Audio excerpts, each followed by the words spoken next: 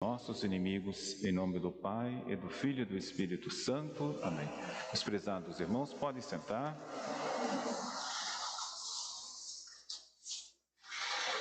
Nós acabamos de ouvir o Evangelho e Jesus dizer: assim como o relâmpago parte do Oriente e vai brilhar no Ocidente, até o poente, assim será a vinda do Filho do Homem.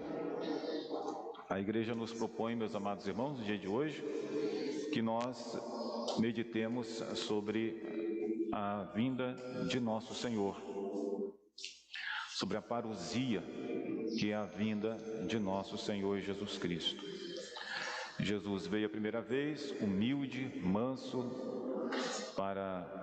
se fez um de nós para nos salvar, ressuscitou, subiu aos céus, como diz lá no credo, está sentado à direita de Deus Pai Todo-Poderoso, donde há de vir julgar os vivos e os mortos. Faz parte da nossa fé que um dia nosso Senhor vai vir para julgar os vivos e os mortos. Quero só assim, brevemente, dizer duas palavras do Evangelho, que são os dois fins que nosso Senhor nos aponta aqui, de acordo com o relato do evangelista. O primeiro será o fim da religião que serviu para nos entregar a Jesus, que foi a religião do povo eleito.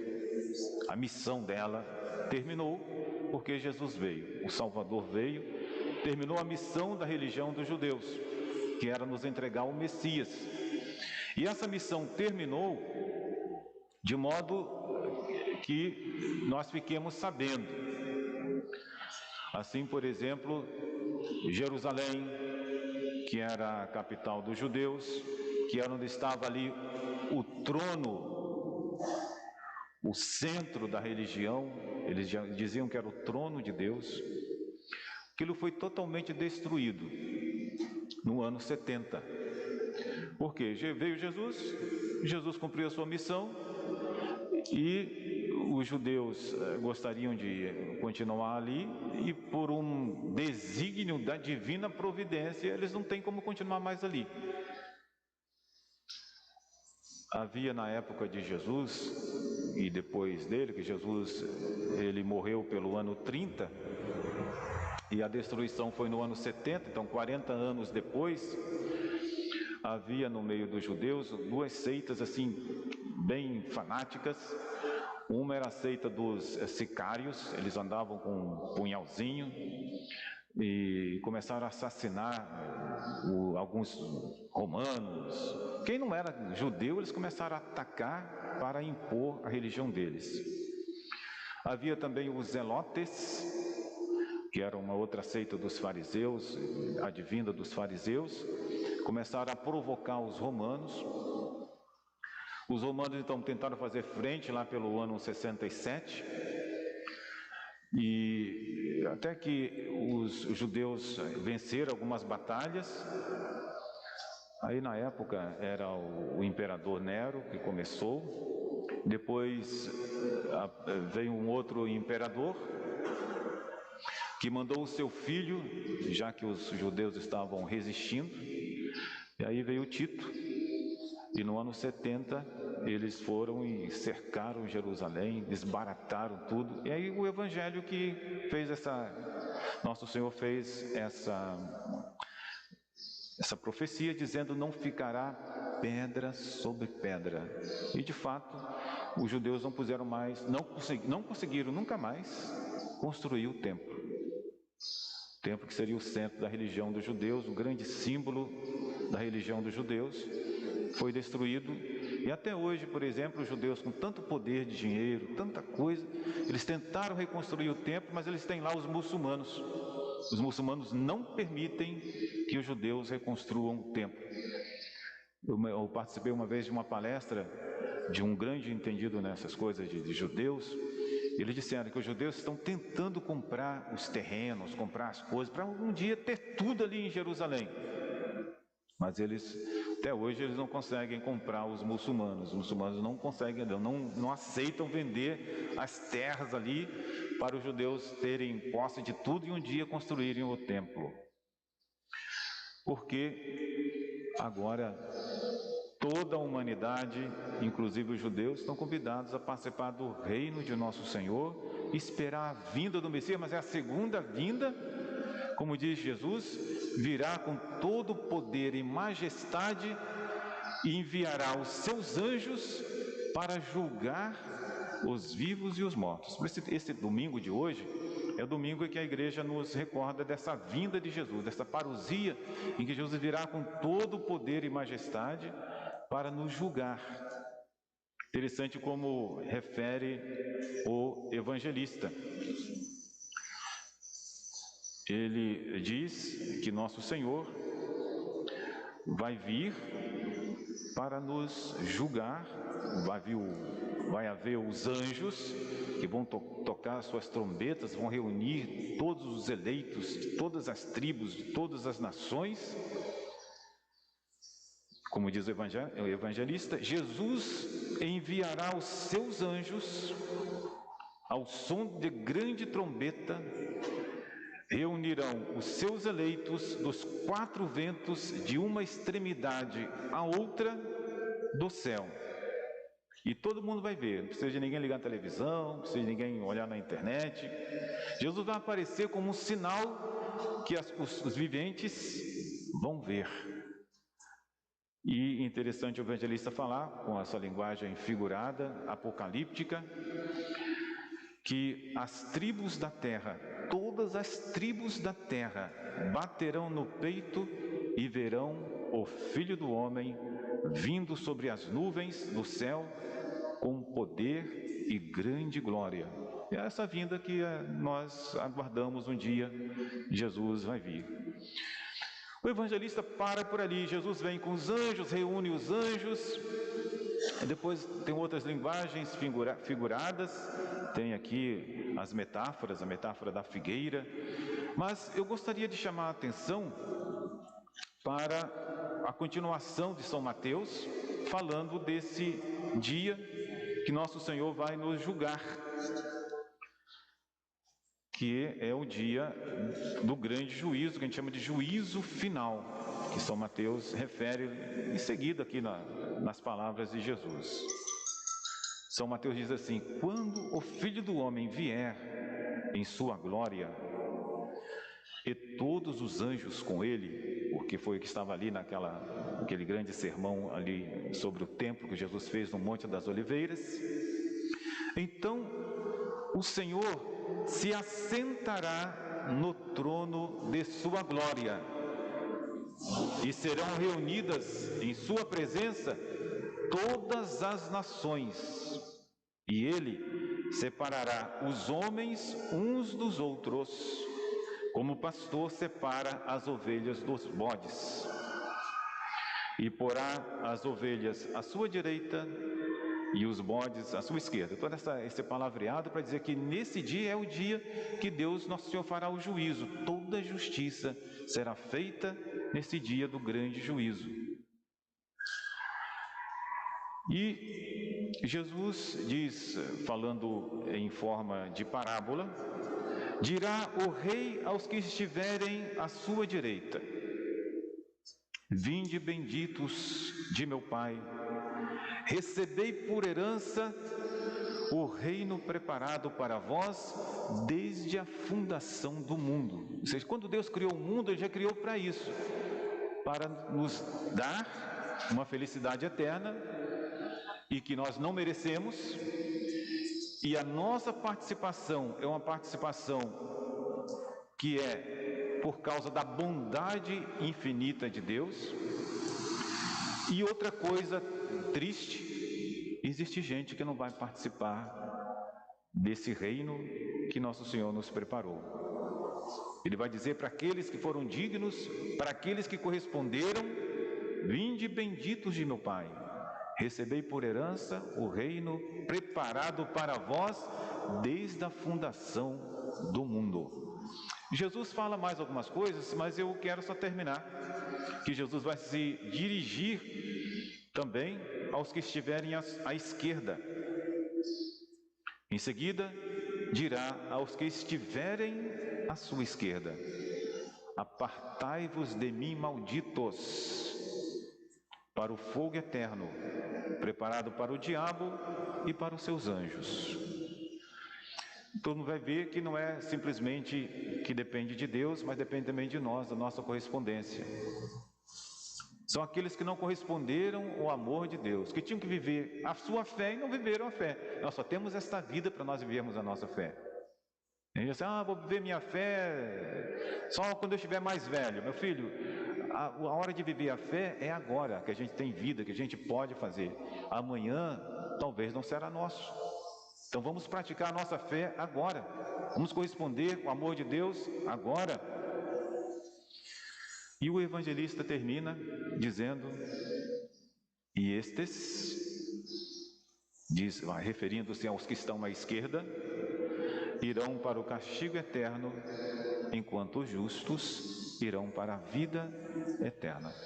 Então este evangelho de hoje, que fala da destruição de Jerusalém, término daquela religião dos judeus que nos entregou o Messias, terminou a sua missão, nos fala agora desse tempo que é o tempo da igreja. Depois, terminada a missão dos judeus, começa o tempo da igreja, e nós estamos no tempo da igreja, e o tempo da igreja termina com a vinda do Filho do Homem no final desta era da igreja, no final dos tempos. Meus amados irmãos, o que nós vamos fazer? Qual é a nossa preocupação? De vez em quando vem um monte de gente preocupada, assim: padre, eu quero ter umas velas bentas, porque vai haver um tempo de trevas em que só vai enxergar quem tiver as velas bentas. Porque essa é uma preocupação material. Mas a luz que deve estar preparada para esse tempo de trevas que nós devemos ter, é uma luz que é o próprio Jesus. Aqueles que estiverem na graça de Deus, na amizade com Jesus, esses que são a luz. Se a gente tiver apenas uma vela, se a gente não estiver na graça de Deus, essa vela não vai nos iluminar, não. A luz que vai nos iluminar deve ser a graça de Deus conosco. A importância do católico praticar a sua fé, fazer o bem, rezar, porque quando chegar o dia, a luz que vai nos iluminar, e vai nos iluminar para a eternidade toda. Engraçado o Apocalipse dizer que lá na cidade santa, a Nova Jerusalém, não existe luz, porque a luz é o Cordeiro, é Deus. A luz que vai nos iluminar eternamente é o próprio Senhor, é nosso Senhor Jesus Cristo. Por isso a vela que devemos ter, nós podemos ter velas bentas, porque elas são sacramental e a igreja nos recomenda. Mas se a gente não estiver coerente com aquele sacramental, que é uma coisa sagrada e uma coisa santa, ela não vai ajudar muita gente, não. Então vamos pedir a Nossa Senhora a graça de que nós estejamos preparados para essa vinda de nosso Senhor, para essa parousia de nosso Senhor Jesus Cristo. Essa é a preocupação que o cristão deve ter todo dia, todo momento, toda a sua vida. Meus amados irmãos, eu quero terminar umas palavras de São Paulo. São Paulo nos recorda, na sua epístola aos Tessalonicenses, que nós devemos agradecer a Deus a graça de participarmos do reino de Jesus. Jesus, ao vir a este mundo, ele nos arrancou do poder das trevas, diz São Paulo, e nos transportou para o reino de seu Filho. Quando nós participamos da igreja, nós cremos em nosso Senhor, nós vivemos a nossa fé, nós estamos no reino do Filho de Deus, no qual nós temos a redenção, a remissão dos pecados. Isso nós não merecemos, devemos dar graças ao Pai, que nos fez capazes de participar da herança dos santos na luz. Foi nosso Senhor que nos deu essa capacidade. Por isso, uma das coisas que devemos agradecer a Deus é a graça de sermos cristãos. Eu lembro do catecismo, os catecismos tradicionais. Primeira pergunta que se faz: sou cristão pela graça de Deus. E os catecismos insistem que devemos agradecer a Deus a graça de sermos cristãos, que nós não merecemos, nós recebemos de Deus. Devemos fazer é corresponder a esta graça. São Paulo, aos Romanos, ele diz que uma das coisas, sinais do fim dos tempos, tempo da igreja, será a conversão dos judeus. Os judeus vão se converter. Por quê? Porque eles nos entregaram Jesus. E muitos aceitaram Jesus, mas uma boa parte não aceitou. E São Paulo põe como um sinal de que estará próxima a vinda de Jesus, é que essa outra parte que não aceitou Jesus vai aceitar, porque esperaram o Messias já veio. Vamos ter que aceitar, ele já veio. Então, nos Romanos, lá no capítulo 10, 11, São Paulo fala do Messias que já veio. E que os judeus, por uma graça especial de Deus também, vão reconhecer e vão se converter no final. E São Paulo também, e com isso eu termino, ele nos dá uma proposta de como nós devemos viver, seja agora, seja naqueles tempos que estão reservados para o final. Nós devemos viver, diz São Paulo, de modo que nós ofereçamos todos os dias os nossos corpos como sacrifício vivo, santo e agradável a Deus. É o que o cristão, quando o cristão pratica a moral, os cristãos que não amam Jesus, eles acham muita dificuldade a prática da moral. Mas os cristãos que amam nosso Senhor Jesus Cristo, assim, o que eu posso oferecer para Deus? Eu oferecer o meu corpo, oferecer a minha vida, oferecer a minha inteligência, oferecer a minha vontade. Eu vou todos os dias oferecer a Deus esse sacrifício que São Paulo diz, santo e agradável a Deus, que é o vosso culto espiritual. São Paulo fala, o culto que nós devemos dar a Deus cada momento é uma vida cristã que devemos fazer. Porque é fácil levar uma vida cristã? Não é. Então, essa busca, esse esforço da gente levar uma vida cristã cada dia, é o culto espiritual que devemos dar a Deus. São Paulo fala no capítulo 12 aos Romanos. E fala assim, não vos conformeis com este mundo, mas transformai-vos, renovando a vossa mente, a fim de poder discernir qual é a vontade de Deus, o que é bom, agradável e perfeito. O bom cristão, ele é assim, e seja em qualquer circunstância que nós encontremos. Imaginemos que escutemos aí umas trombetas dizendo, olha, amanhã será a vinda de Jesus. O que a gente vai fazer? Vou continuar amando o meu próximo, cumprindo os meus deveres, cuidando dos meus pensamentos. Mas isso é no fim, isso é no começo, é no meio, é toda a nossa vida cristã, é o tempo da igreja.